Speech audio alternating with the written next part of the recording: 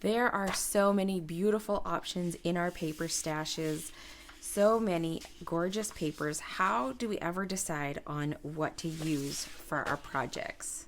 Hey everyone, this is Chelsea, and in today's video, I'm going to be walking you through my process of how I pick papers for my pages and narrow it down from all these options. Since it's Mother's Day this weekend, I wanted to scrapbook a story about being her mother and what that means to me. And so I thought I would use a couple of these photos. These are pretty recent, and I just thought they were cute and fun and kind of represent the fun time we have together.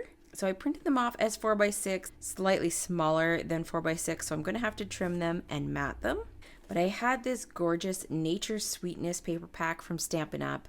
And I do have some gold going on in here, but it's such a neutral pack that I could bring in some of these colors with my embellishments, with my cardstock.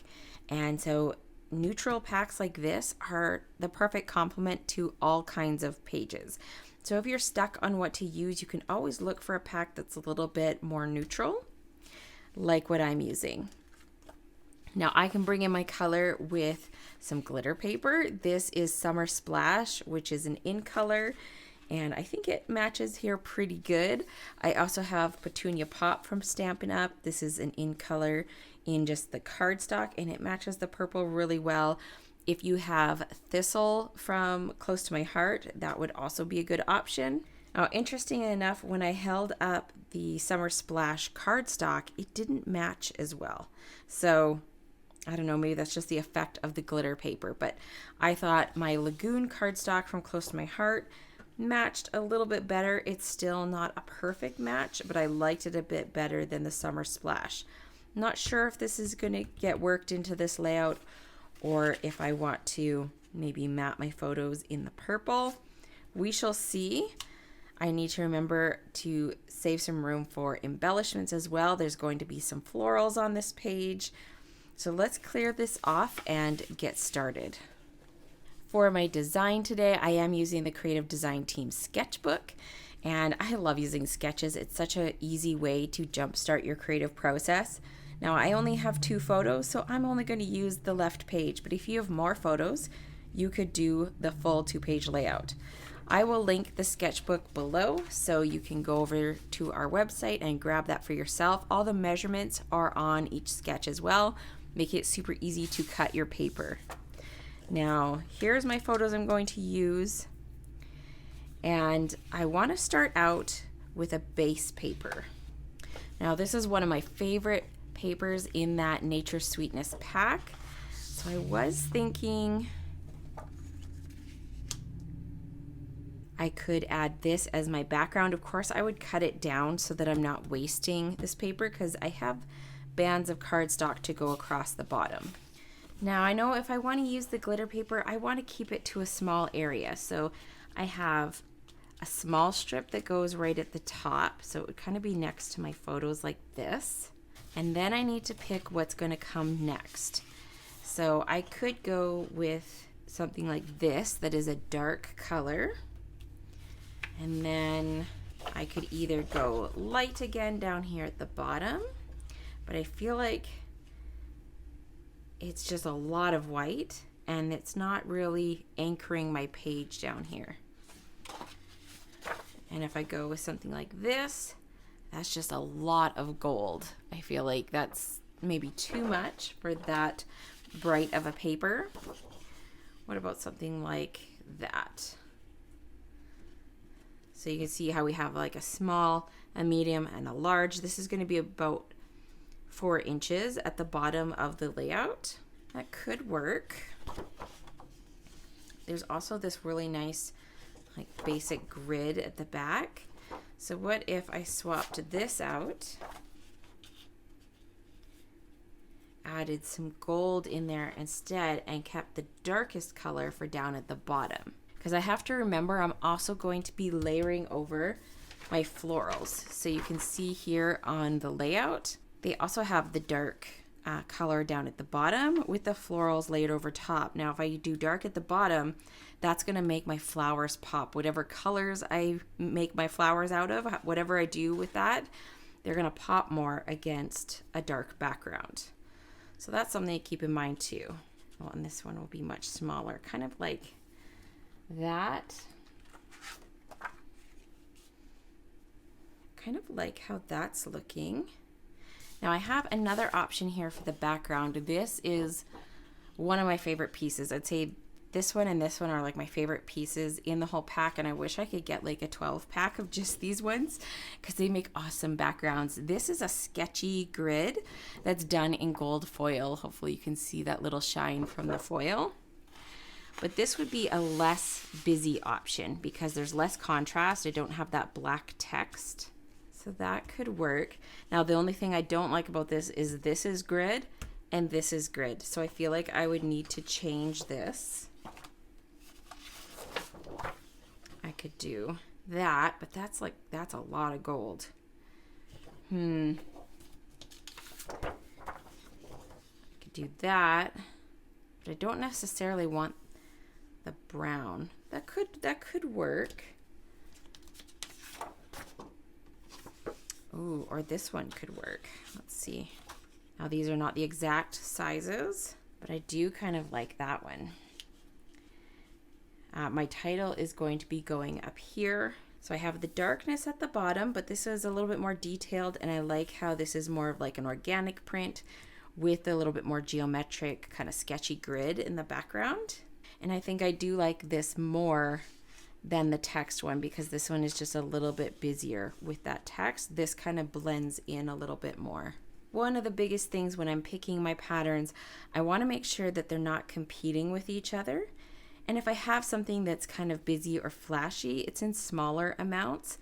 And the parts that cover more of my page are a little bit more neutral or a little bit easier, somewhere for your eyes to rest. Because I still want the focus of my page to be my lovely photos. And then I'm going to have embellishments down here and a title up here. And then I'm thinking journaling under this photo.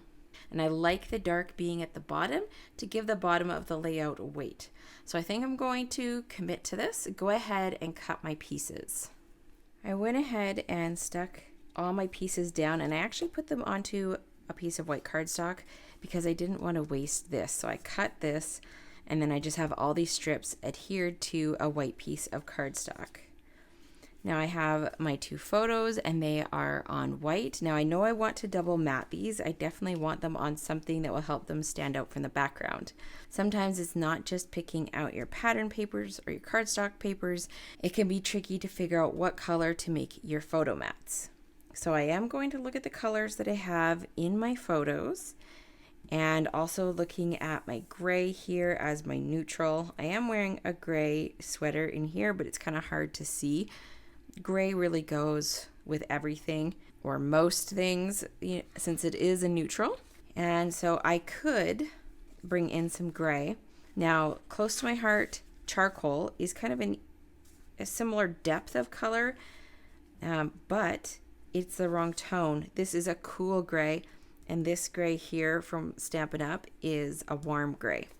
So I pulled out Heather, which is a bit lighter than the gray from Stampin' Up, but it's in the same tone. It's a warm gray. So I could add more gray to my page and map my photos in that, and I think it'd be perfectly fine. It's not terribly exciting, but it would be fine. Another option is I do have Lagoon here. Actually, I should do this the opposite way so it's easier for you guys to see. So this is not a perfect color match for the teals that I have in here, but I think a little bit of it would be just fine. It does kind of tie in the teal that's down here as well, even though they're slightly different colors, and it would bring some more of that to the page. The other option would be the Petunia Pop color, which is pretty similar to the purple that she has on her dress. And I really like the way that pops because it's not blending in with the balloons in the background. Now, my only hesitation in using this color is I was thinking about maybe using it for my flowers, but I could use like Lagoon or the Summer Splash color to do my flowers and have like teal flowers, or mix it and have purple and teal in my flowers plus some green for the leaves. So that would tie in all the colors that I have in my photo. I don't know about you, but when you see these two together, this photo pops with that purple behind it. This one looks fine, but it kind of just blends in. It doesn't stand out. So I think I'm going to go with the Petunia Pop, ironically, and do mattes for both of my photos out of that color. Now, as I was getting ready to do that, I also looked over at my Unbounded Love paper collection, and these ones have the colors, the in colors in them, and they're quite bright. That is really pretty. That does look really nice with my photos. It has similar colors. It does have that Petunia Pop in it, as well as the Summer Splash. They're not a perfect match, but they do match pretty well. Now, this would be a great option if you don't want to have so many neutrals on your page. You could definitely mix these two paper packs. That would be totally fine. You could see that, and then just use the glitter paper. Now, something I'm going to mention to you is one of my go-to recommendations is to take the first good option. If you keep looking through your paper stash, you're inevitably going to find other options that work or that look good, and they might even look better. But the problem with this is if you keep searching, keep looking, it's going to slow your progress. It's going to slow you down, and you might even get stuck in that loop of, well, what about this paper? And what about this paper? And then you stall and you don't actually get anything scrapbooked. Now, I don't know about you guys, but I want to get my layouts finished. And sometimes that means going with the first option, the first good option that looks good, that I'm happy with, and not keep looking for the best option. Now that I've selected my papers, I am going to use this outline alphabet for my title. And I cut that out of the Summer Splash glitter paper. There is going to be another layer to that. I just haven't added it yet. And now I'm going to use this Layers of Beauty. I was so excited to get my hands on this set. You can see I've already attached a magnet sheet inside the stamp case. I have the layering stencils or layering masks. And because I have those in the case, I kept the little clear sheet on top of this stamp because I didn't want my masks sticking to my stamp.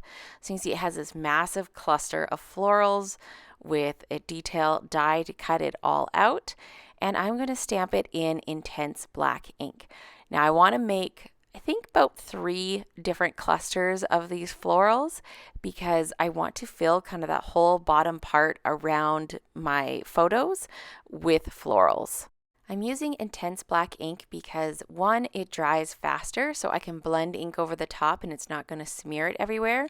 And I don't mind that it's a little bit less intense. Archival is really dark and thick, and I think I'll like this better being a little bit softer. So there is little notches in these stencils, and they're also numbered 1 through 5, which is super helpful. And so I just used a pen there to make a little notch so it will help me line up this stencil when I go to layer on the next ones. I'm starting off with Lagoon ink from Close to My Heart, and I'm just doing an all over pretty even light layer of this color. I don't want to go too heavy with it because I'm going to use this same ink for the next layer of the stencil, and I want there to be some difference between the shades. I think I want to add 2 colors on this one layer, so I'm just figuring out which little pieces should be Lagoon, and then the rest of the more like daisy looking flowers, I'm going to do them in Thistle, which is a really nice pinkish purplish color. And because of this, since I'm switching colors, I'm using a post-it note to just mask off here because I was trying really hard not to get this color into the Lagoon flowers, and it worked pretty good just to kind of mask it off a little bit. I could have also just used a smaller blending brush and that would have worked too. Now I'm moving on to the second mask or stencil, and it's pretty easy to line up when you have that little notch, and it just helps you see where the shapes need to go. Especially on those roses, you do want to get it right because I think it will look strange if you don't once it's all done. And I'm masking off again to make sure I'm not getting the Lagoon color into my purple flowers, and you can see I'm laying on the color a lot heavier because I want this difference between the two colors to be like I'm using two different inks. Now, I didn't realize that there was going to be a second layer on these little flowers. There's quite detailed. So I grabbed Pansy ink, which is kind of the same sort of ink. It's a little bit more bluish than pink, but it will work for this. And I'm using that to add the darker layer on these little flowers. Now, already you can see how awesome this is looking. I love layering stencils like this. They just make it look like you're an expert colorist, and they're so easy. As long as you get them lined up, they're going to look amazing. So I grabbed Peacock ink from close to my heart, and I am adding the really detailed little layer on those roses. And then I grabbed honey butter for my yellow. Those daisies just needed a little something in the center, so I decided to go with this yellow. It's a nice soft color. And I used a really small blending brush because it was hard to get in those tiny little areas and not kind of pick up ink from the rest of my stencil. Now, layer number 4 is the all over color for the leaves, and I'm using Limeade for that. And I'm kind of doing sort of a light coat, maybe a medium coat in some areas. It's okay if it's not 100% even all the way across. It adds to that natural shading look of the flowers and leaves. So I'm just going to quickly blend all over the openings here. There are 2 layers to the leaves, which is awesome. And so I'm going to swap out for layer number 5, mask number 5, reline it up again here, and then I'm going to use Jade ink.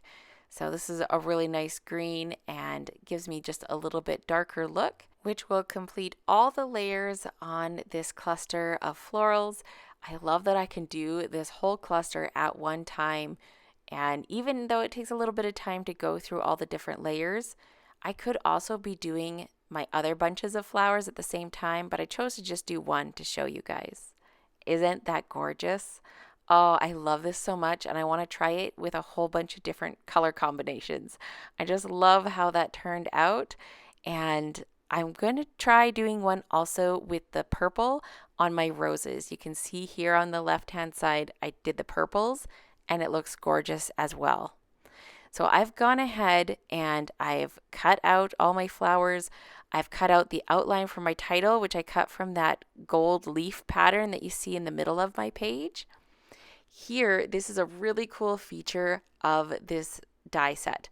So there is an extra little die that will cut out just this rose and the little bunch of leaves that's with it. So you can add on or fill out a cluster. So what I did was cut that out because it was going to be hidden by my photo anyways. So I figure if I cut that out, I can use it in another spot. And that way I'm not losing any of that blending that I did.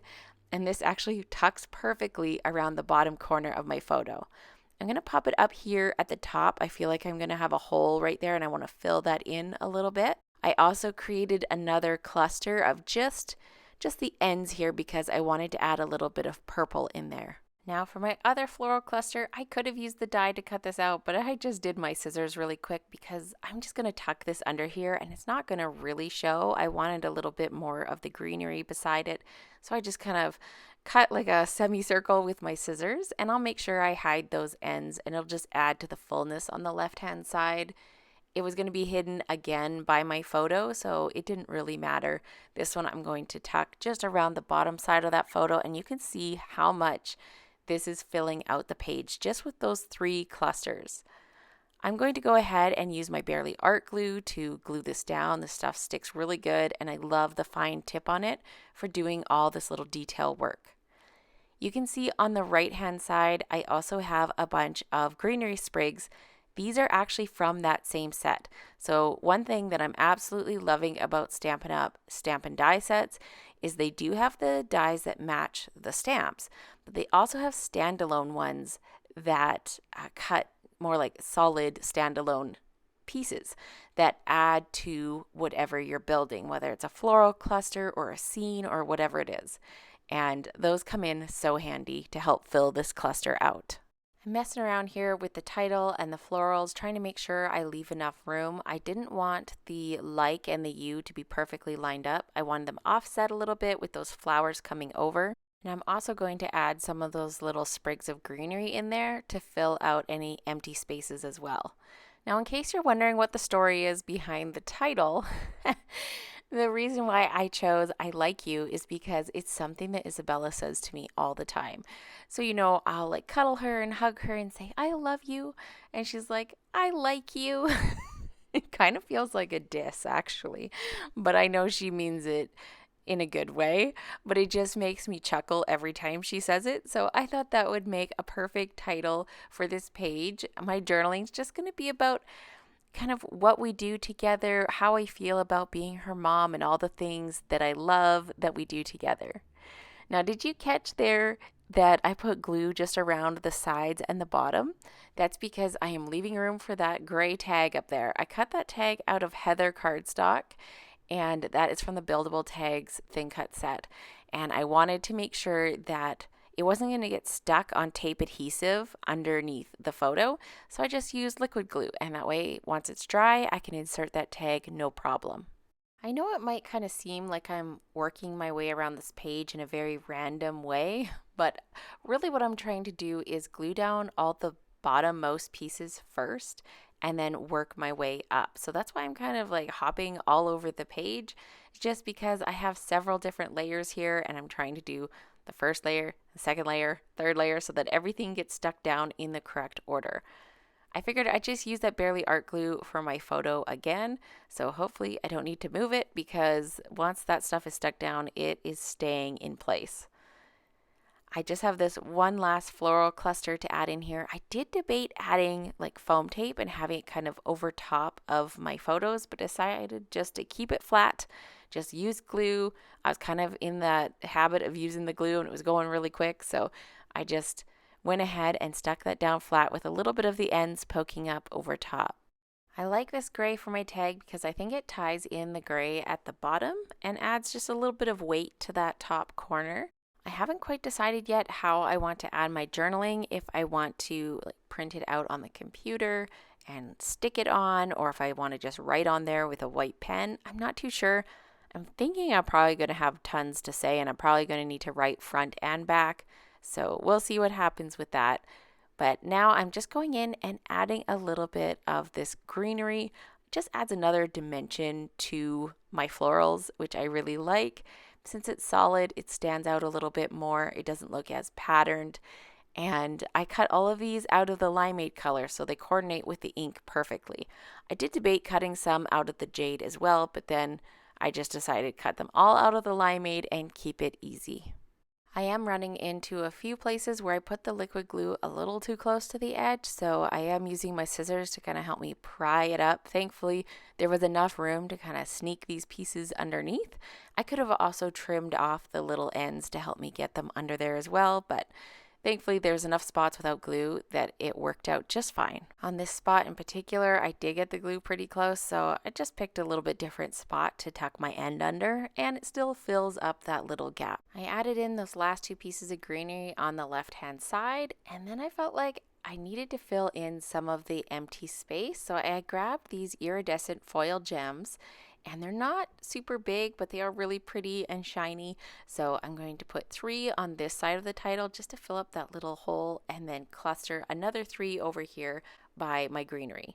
And I'm not going to put them anywhere else on my page because they just disappear on that gray paper. I can't leave that tag hole empty, so I used my new favorite linen thread from Stampin' Up and ran a couple pieces through the hole and used another couple pieces to tie a bow and hold it on there.